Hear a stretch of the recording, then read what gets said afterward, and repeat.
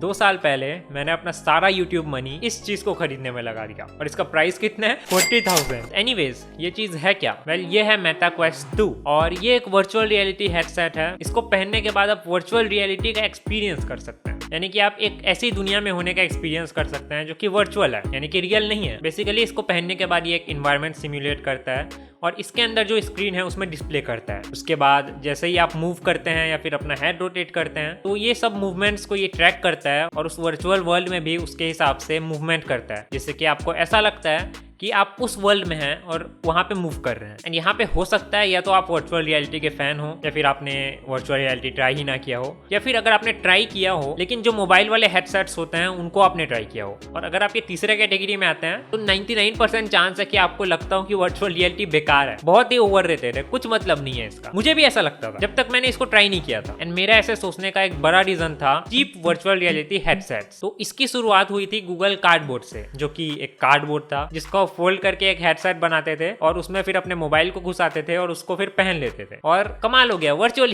ये जो एक्साइटमेंट होती थी ये सिर्फ शुरू के 1-2 मिनट के लिए होती थी, उसके बाद ज्यादा कुछ आप नहीं कर सकते थे उसमें। बट एनीवेज गूगल कार्डबोर्ड के बाद बाकी सब कंपनीज ने इसको प्लास्टिक में बनाना स्टार्ट कर दिया एंड इसमें भी आपको आपका मोबाइल डालना पड़ता था, उसको पहनना पड़ता था। इस तरह से आप वर्चुअल रियलिटी एक्सपीरियंस कर सकते थे एंड ये सब बहुत ही सस्ते थे। लाइक गूगल कार्डबोर्ड तो सच में एक कार्डबोर्ड का पीसी है, तो इन सब के कारण वर्चुअल रियलिटी बहुत ही अफोर्डेबल बन गया। बट इससे बहुत बदनामी भी हुई वर्चुअल रियलिटी की, क्योंकि इसमें शुरू के कुछ मिनट्स के एक्साइटमेंट के बाद कुछ मजा नहीं था। आप बस इन्वायरमेंट को इधर उधर रोटेट करके देख सकते थे और अगर इसमें कंट्रोलर्स भी होते थे तो वो कोई एडवांस कंट्रोलर्स नहीं होते थे, बस खाली एक नॉर्मली कंट्रोलर है जिसको आप बिना वीआर के भी यूज कर सकते हैं। तो ये हेडसेट्स बकवास थे एंड क्योंकि इसको पहनने के बाद लोगों को उतना मजा नहीं आता था तो वर्चुअल रियलिटी का नाम बहुत ही ज्यादा खराब हो गया। मैंने भी इससे पहले जेब्रॉनिक्स का एक हेडसेट खरीदा था जिसमें आपको मोबाइल डालना पड़ता था और उसका भी मैंने यूज किया 2 दिन का यूज के बाद वो खाली पड़ा हुआ है। वेल इसका एक मेन रीजन है डिग्रीज ऑफ फ्रीडम। तो ये जो मोबाइल वाले हेडसेट्स होते हैं इनमें आपको 3 डिग्रीज ऑफ फ्रीडम मिलता है, यानी कि X, Y और Z एक्सिस में ये आपका रोटेशन ट्रैक करते हैं कि आपका हेड लेफ्ट मूव कर रहा है, राइट मूव कर रहा है। इस रोटेशन को ये सब ट्रैक करते हैं और उसके हिसाब से ये फिर वर्चुअल वर्ल्ड में उन चेंजेस को दिखाते हैं। और ये मोबाइल वाले हेडसेट्स में ज्यादा कुछ होता नहीं है, खाली लेंस होता है। उसके बाद बाकी जितनी भी चीजें हैं वो आपका मोबाइल करता है अपने सेंसर्स से, मेनली जाइरोस्कोप सेंसर से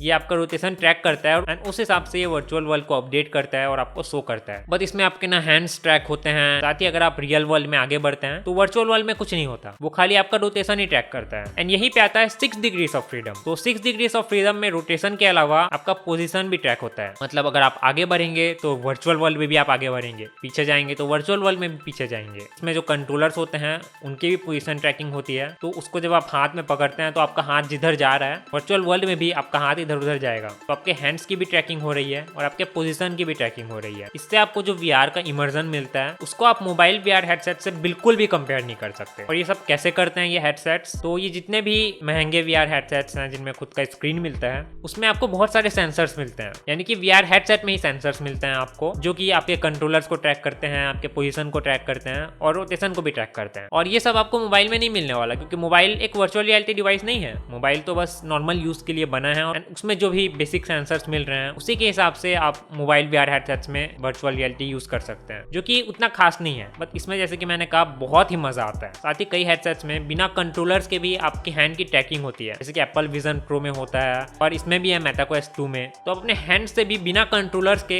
इसको कंट्रोल कर सकते हैं एंड उस टाइम पूरी आयरन मैन वाली फीलिंग आती है एंड इससे आप बोर नहीं हो सकते। एटलीस्ट मैं तो नहीं हुआ, कि सिर्फ इन 3 एक्स्ट्रा डिग्रीज ऑफ फ्रीडम को ऐड कर देने से आप बहुत सारे नए एक्सपीरियंसेस क्रिएट कर सकते हैं। आप सच में एक बैटल रॉयल में जंप कर सकते हैं पैराशूट पकड़ के, फ्लाइंग फ्रिस्बी खेल सकते हैं, अपने फेवरेट एनीमे में घुस सकते हैं, अपनी मूवमेंट से टाइम कंट्रोल कर सकते हैं, दुनिया के किसी भी कोने में जा सकते हैं, टेबल टेनिस खेल सकते हैं, अपने फेवरेट सॉन्ग के बीट्स पे लाइट सेबर चलाकर सामने से आ रहे ब्लॉक्स को तोड़ सकते हैं,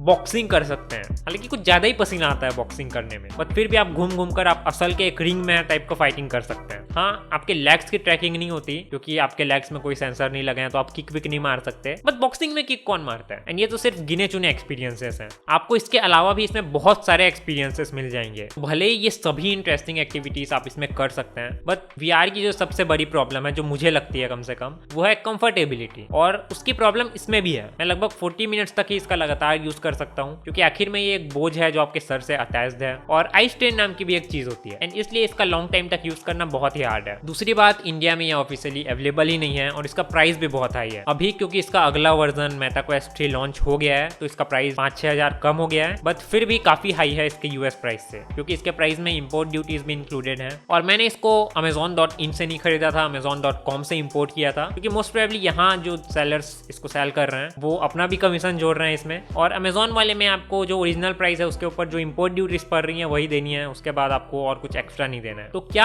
आज के दिन में ये वर्थ इट है? वेल, MetaQuest 3 लॉन्च हो चुका है, हालांकि उसका प्राइस लगभग इसके डबल है, बट आई थिंक मेटा इस प्राइस रेंज में भी एक हेडसेट लॉन्च करने वाला है, तो आई थिंक आपको उसके लिए वेट करना चाहिए अगर आप MetaQuest 3 नहीं खरीदना चाहते तो। एंड आई डोंट थिंक आपको इसको अभी लेना चाहिए, क्योंकि ये काफी पुराना हो चुका है। और रही बात कि ये मेरे लिए वर्थ इट था, ऑब्वियसली, क्योंकि इससे आप कई यूजफुल और प्रोडक्टिव चीजें कर सकते हैं, जैसे कि